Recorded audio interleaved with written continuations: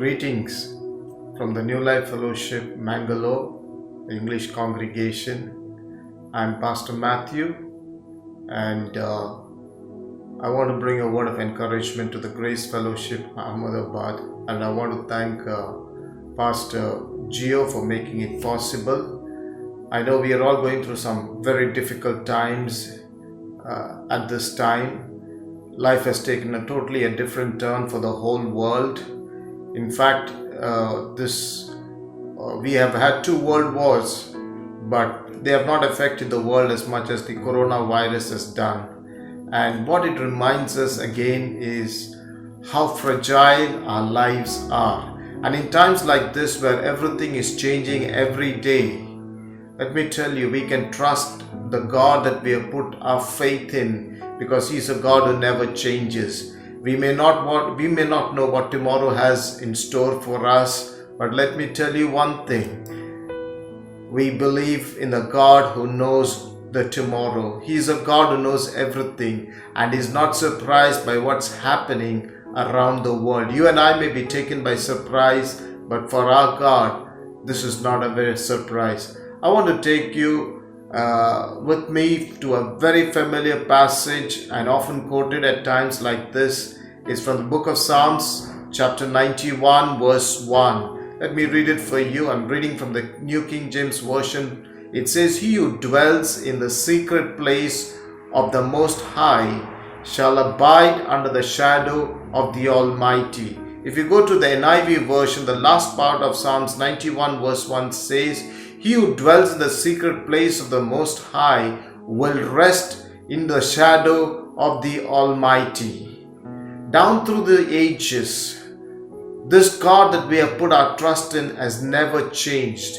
His words has never changed. His promises have never changed. His character has never changed. And that is why we can trust His word. They have eternal guarantee. This God in whom we have put our trust in is the God who says these words. In times like this, when fear is gripping the world, when anxiety and worry is gripping the whole world, this Almighty God gives us the assurance. What is the assurance that He gives us? From the Psalms that we read, He says we can rest under the shadow of His protection. Beloved, let me tell you, there is no greater assurance or promise that we can have in this world. In these times when every system is shaking, we have a God who is not changing. We have a God who is with us, who is unshakable, and that God is the one who says that He is with us. Let me tell you, He says you can rest under my shadow. In other words, what He says, you can rest under my protection. It's coming to a place where we are at rest no matter what happens on the outside, but we are at rest on the inside.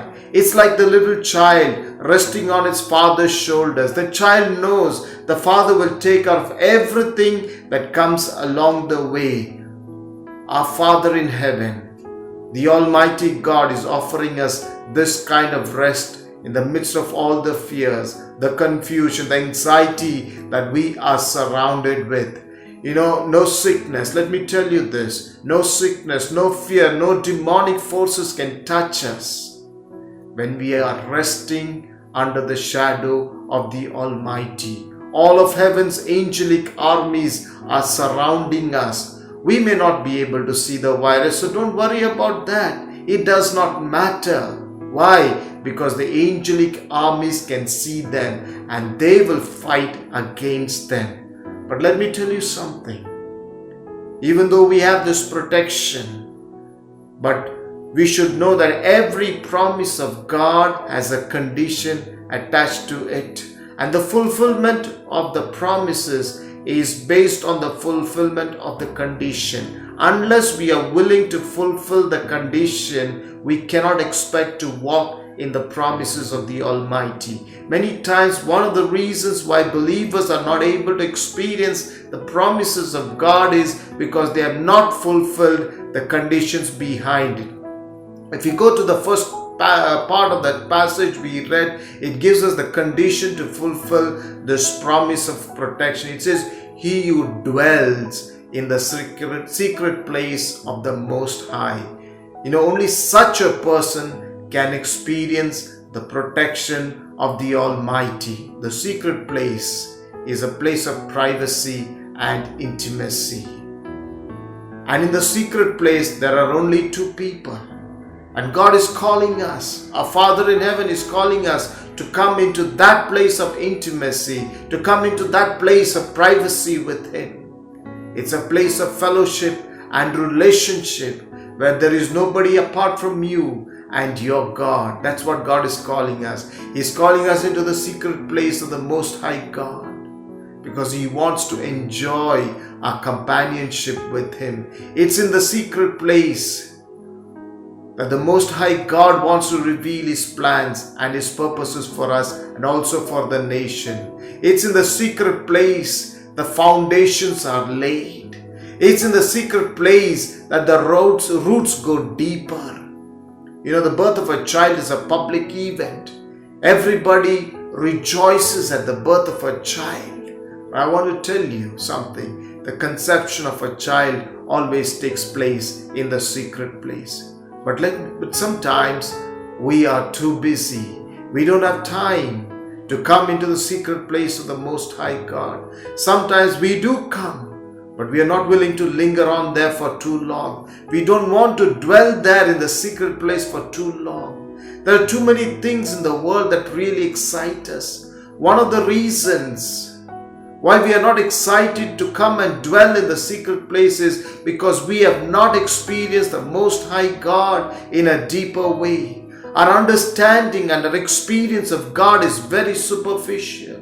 We are like the little children who run after the trinkets when the Lord wants to give us much more precious things.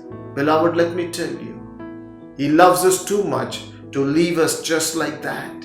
He has paid a very high price to bring us into that secret place. It costed the life of His own Son Jesus, because He desires that we come into that place of intimacy with Him. And the Lord has to do something to get our attention. He has to open our eyes and show us the things that we have put our trust in will pass away.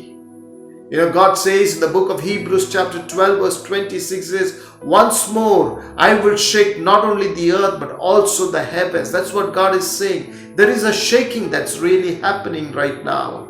God is calling us to come back to Him.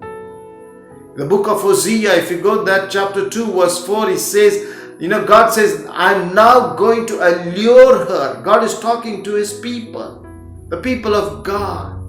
He says, I'm going to allure her. I will lead her into the desert and will speak tenderly to her. The Lord says, I'm going to lead my people into the desert, into a place of dryness and barrenness, into a place where you're completely cut off from your normal routine and your social life. And right now, that's exactly what is happening around us. God is saying that He will lead us into the desert. And once He brings us into the desert, He says He will speak to us tenderly. He will bring us to a place where our confidence and our trust that we have put in the things of this world are gone. And then He wants to deal with us in a very intimate way. He wants to have an intimate relationship with us. And once we reach that place of intimacy, He goes on to say in verse 15, Hosea chapter 2, He says, there I will give back her vineyards and will make the valley of Acre as the door of hope. And there she will sing, as in the days of her youth, as in the days when she came out of Egypt. You know what God is saying?